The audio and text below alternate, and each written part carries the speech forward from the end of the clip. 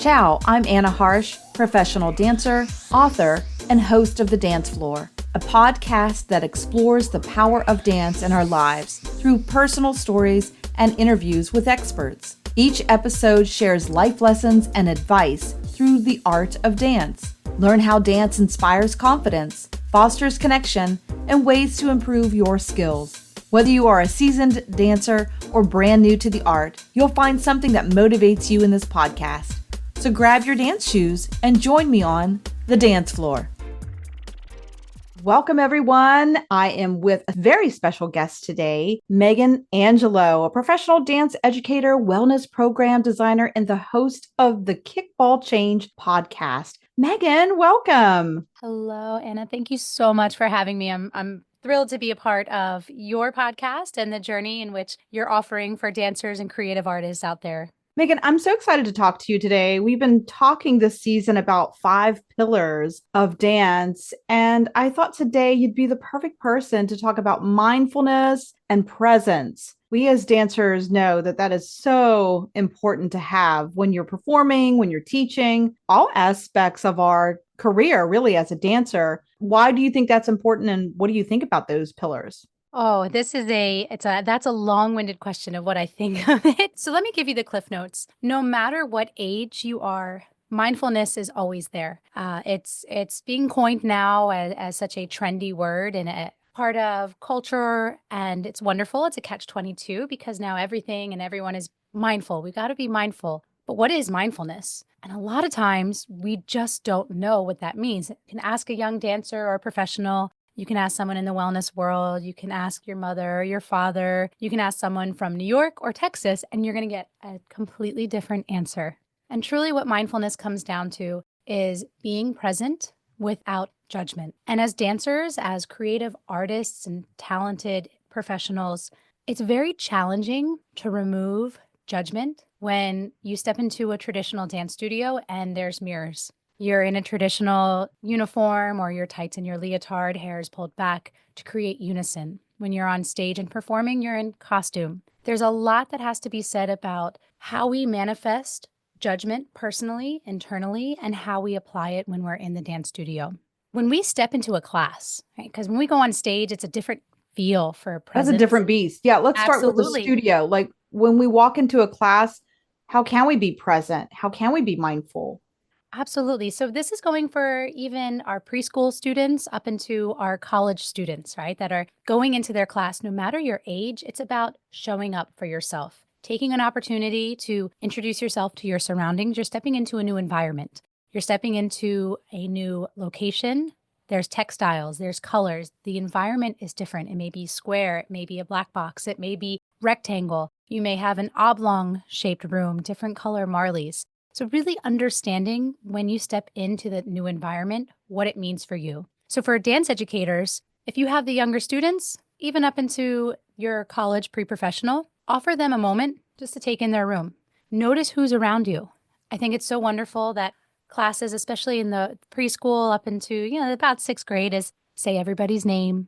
As a teacher, as an educator, not only does that help the teacher remember and the students remember, but it allows the student to look around and to be present because they have to focus on everyone else. Yeah, it can be very distracting. And I always give my dancers, whenever we're performing, hey, take 5 minutes, go on the stage, at least look at the space, know where the audience is, where is right, where is left, if there's any cords or any obstacles in the way. So taking in the environment, greeting everyone, those are really good things that we as teachers can absorb and remember, but also as students and maybe somebody who's new to dance, take a few minutes to arrive early to take in that environment and atmosphere and greet your teacher or new students, maybe colleagues with you.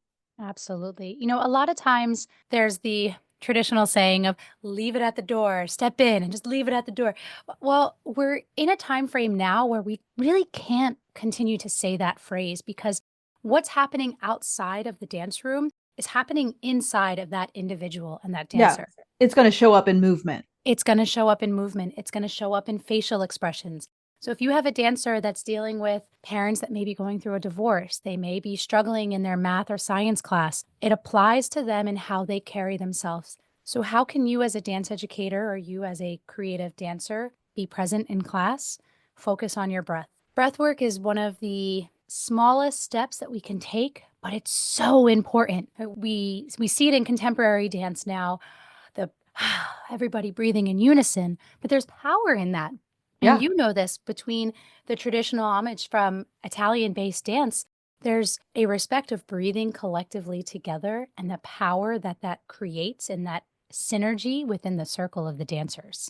Yeah. I mean, we even find that in our breath work with yoga, right? Mhm. Or Pilates. It's the first thing that we talk about because it's so powerful and so important. So, those are good tools that we can actually physically do before we Mhm. walk into the space or as a group, get together. And sometimes for me, I just gather my dancers in a big circle, hold hands, and just breathe I love it. with gratitude.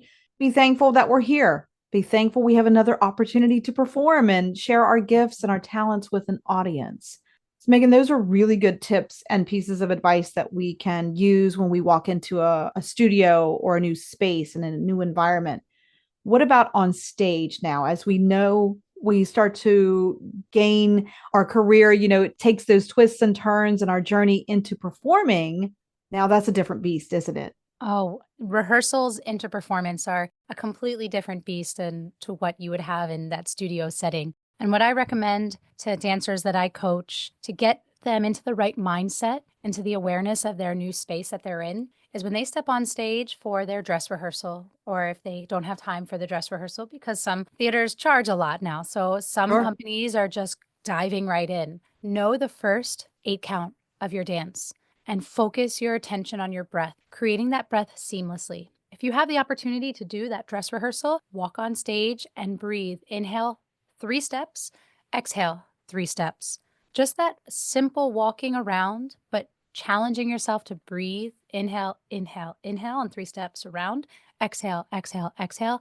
It allows the dancer to take in their space using their peripheral vision, kinesthetic awareness without having to do the dance full out. Right. So it allows them to be in that moment because we know when you're in performance mode, you're not focusing, nor should you be focusing on what's coming next because it's so innate and it's within you. So this is for that professional and that dancer that is giving it all of their heart on stage. And that's what we do as artists. We connect to the present moment. And that's what's beautiful about the arts in general is that it's all about being present. Create a dance without being present on stage. Right. And something that I always teach is that visualization. Can you visualize and go through your solo or your group piece, in your mind before you step out onto the stage? It's something that I do, like you said, the first few counts of 8.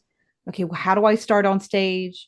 What's my first few movements? And if you're focused like that, then usually your dance goes pretty well. I agree. That is a great tool to have in our arsenal right before we go and step out onto performance. Now, one of my other guests also we talked about decluttering and having a clean space or a cleaned up dance bag as you arrive to that performance. If it's organized, sometimes we're a little more focused, present, and mindful because we're organized and we don't have to worry. Do you think that maybe decluttering some things before you walk out onto the stage helps you relax and focus? Oh, absolutely. I always encourage the dancers that I coach and train with to have that mental rehearsal. And to have a mental rehearsal, you have to clear the clutter. You have to. So even though we may have things happening in our personal life, we may have had a really bad audition, or we were late to rehearsal, or perhaps we're dealing with an injury, whether it's mental or physical. Right. How can we move forward through that? It's that mental rehearsal, calming the body, stilling the body, creating space in that body. And we do that through the breath. And we have that mental rehearsal of clearing out thought and mind, whether closing the eyes or visualizing yourself as a dancer on stage, and really stepping into that power because as dancers, we are powerful. And Right. we need to remind ourselves that this power we can't take lightly. No, and we're telling the story. That is the point of our movement, right? You're sharing an emotion or a story or some kind of theme on stage. And if we're not true to that, then, the audience is going to be a little confused and so are the other dancers maybe you're dancing with. So can we Absolutely. talk about the safety feature that can go on when you're not present? And so this is why it's so important to maybe do that meditation or staying really present and mindful when you are in the midst of dancing, maybe with a group or maybe with a partner. Absolutely. I mean, listen, we see it now all the time, distracted driving. We see it when you're walking, if you're in the streets or in the supermarket. I encourage anybody that's listening, just observe society right now. We're so distracted with our heads down and not just in books, they're in our phones. And our phones don't allow us to be truly present because we're trying to get to the next thing. We're trying to get to the next thing. And as Right. dancers, we need to have patience to get to the next thing. We need to be present to get to the next step. So if you are dancing on stage and you're so engaged in your movement, and sometimes we see dancers doing this, they give it their all and then they come off and then they're like, I forgot to breathe. It's like, well, Yeah. then you weren't actually present because you didn't embrace the movement and the timing. You didn't connect with the dancer on stage. You didn't notice the stagehands that are supporting you backstage. I think that's so important. And that'll cut down on injuries. Dancers have injuries and usually it's just it's the simple walking that they end up injuring themselves, right? It's not Yeah. the fouettes or the leaps or No, it's it's the simple walking stuff. movement. Yeah.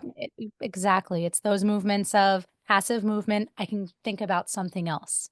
And we can't. We have to be present. We have to show up for ourselves. And you said that when you're dancing with a partner or dancing with a group on stage, you're supporting their energy. So Right. it's similar to if you have somebody that's near you that has this negative energy, and as dancers, we know it, we feel it. I mean, I may not be able to really self-identify it until we're a little bit older or we're in that pre-professional, professional state of mind that, oh, this anxiety that I'm feeling isn't from me, but it's from the person that's standing next to me. Right. But we transition and transfer energy. So we need to be strong in our own bodies and our minds to make sure they don't affect us and we can help support them on stage. I'm sure a lot of your listeners have danced and they're reflecting of the dancer that's always a count or half a count ahead or half a count behind and just not with the full energy. Yeah, I run into that a lot because of our folk dances. You're either on the beat or you're not. you need you're, you have to go with the flock of people, right? You have to Yes. go with the leader and the Mhm. dancers as a group. But especially when we're working as partnerships for folk dance, especially when I'm choreographing on the group, we're learning how to look the other dancer in the eye as a leader and a follower. We're defining our roles each individually. Am I a leader? Am I a follower in this dance? And so that can be really challenging for dancers to stay present because they're always thinking about, like you said, the next movement. Don't worry about the next movement. Be in the moment and share the conversation. That's what I always talk about is that our dances are conversations. I say something and then the partner says something and responds. So if you don't have that clear conversation on stage, the audience, they'll be lost. So, Megan, that can be really challenging to stay safe. And like you said, it cuts down on injuries. I've seen it. Dancers run into each other on stage, off stage, or partners don't have a real good hold of the hand and, it causes an injury or a fall. Accidents happened, but this is what we're saying. Presence and mindfulness can help alleviate all of those situations if we're really practicing appropriately. Absolutely. And I think a lot of times people look at, oh, mindfulness, well, I can't just sit down for an hour. Okay, you don't need to sit down for an hour. If you're walking or you're taking public transportation, or even if you're driving, notice your surroundings. I let dancers know that all the time. If you're driving to your rehearsal space, did you notice the drive there or did you just show up? And if you just showed up, then that means you're starting to check out. And let's see how we can start to notice the trees, notice the surroundings on the left side, notice any red trucks that you pass by and count them. Little ways that you can start to be a little more mindful and applying and keeping yourself present in the awareness. I love that. Megan, give the listeners a little background of yourself, how you got to the dance world, and what you're doing today. Growing up, I loved horses and I loved dancing. And, both teachers on both sides always said, you have to do one or the other. And I opted to continue to do both. And that was my personality. And that was my persistency of being consistent in my own drive and my own passion and pushing against the grain because, so, all right, maybe I would show up to ballet class with hay in my hair, right? Little details. And I'm sure if we talk to my old ballet teachers, they would laugh about it because I'm sure they remember. But there's something I believe that's within us all for arts and performance. You see it in young children. They gravitate to movement and to singing, to song and dance. Right. And I think sometimes society weans us off of that. Culturally, it never was the case. It was something to be proud of, to dance together, to dance with creating community. And I'm very happy, I'm very blessed that I was able to stick with it and my parents, pursued maintaining. I went to college for dance, so I went to Long Island University. My undergraduate was in dance and movement therapy.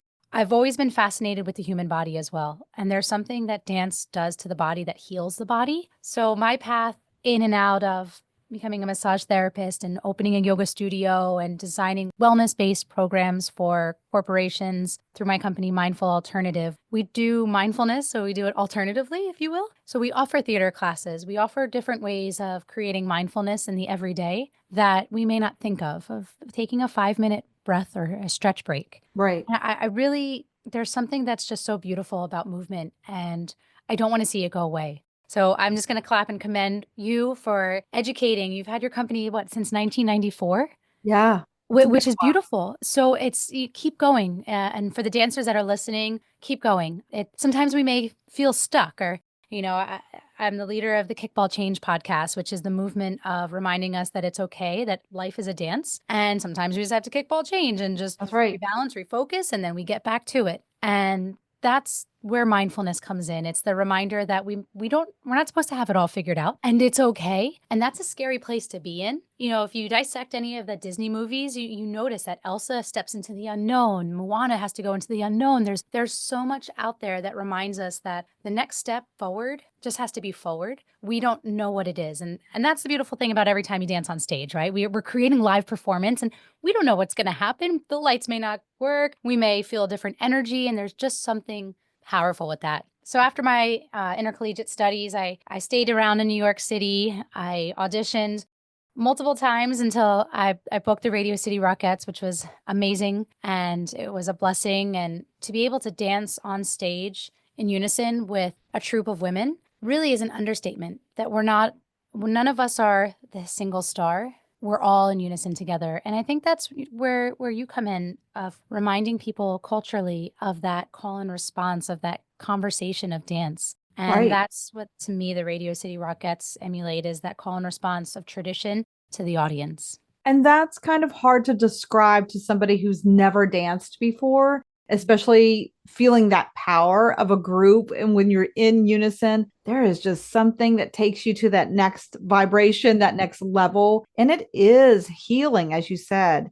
It's just a different feeling that washes over the body that I've never experienced in any other genre or style of art than dance. But maybe for other artists, that's how painting feels, or, music feels when you're playing in an orchestra, that kind of thing. But you're right, Meghan, that dance takes you to places that are unknown, but can be really beautiful and empowering to the body, the soul, the mind, right? And collectively, we're trying to create more of a community in general. Absolutely. Meghan, it was a delight to have you share your wisdom on the podcast today.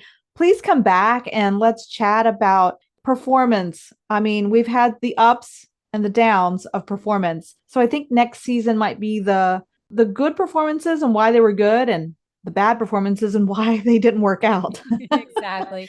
Oh, and as dancers, we all have them. All teachers have them. And Yes.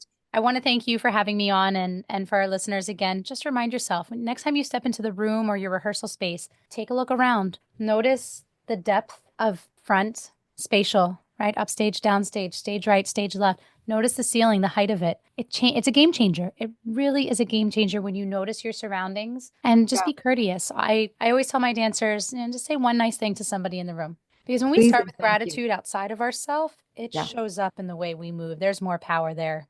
For sure. And using all of the senses. What did it smell Absolutely. like? What did it see, sound? All of those things. Mhm. Meghan, please come back. I can't wait to chat with you more. And and do more activities with you. Can you tell listeners where we can find your information and listen to your podcast, The Kickball Change? Absolutely. So our podcast, which for our listeners, we have the amazing opportunity to interview Anna. So I'm very excited to have that live launching soon. But you can follow the Kickball Change podcast. We're transitioning and offering our website, thekickballchange.com, for a source of resources with doctors and physiotherapists, nutritionists to offer for dancers that may feel like they're stuck or stale and they don't know where their next step is, and to encourage that kickball change in the unknown. And it's okay to stay there, and it's okay to rebalance and regroup. And then how do you take that next step? And that's really what it is. And our resources are there to help support dancers that may be questioning their next step, whether it's continuing to perform, teach, go back home, audition for a company, start their own company. There's so much in the dance world that we can offer. Right. And I want to encourage dancers to continue to do that. I also lead the way with mindfulalternative.com. And that's where I design and lead wellness programs for studios, for corporations. It's really about how we can apply alternative-based mindfulness programs and how we can have it in our everyday. Awesome. I will include those in the show notes. So you can click and connect with Meghan and all of her events and services that she offers. Meghan, I can't wait to see you. I'll be in New York in May. And so we'll collaborate. Let's connect. We'll connect and Absolutely. collaborate and celebrate together for sure. Dancers, if you're in the New York area, don't forget May 4th. I'm offering an Italian dance, authentic Italian dance. Come and learn traditional dances from Italy that I've researched. May 4th. From 2 to 4 p.m. at the Long Island City School of Ballet in Long Island City, New York. And you can get more information on my website, annaharsh.com. Meghan, thank you again for being here. And thank you, listeners, for sticking around and listening to this and enjoying all 5 pillars of dance. Don't forget to like, share, and subscribe. I'm your host, Anna Harsh. And until next time, keep moving on the dance floor.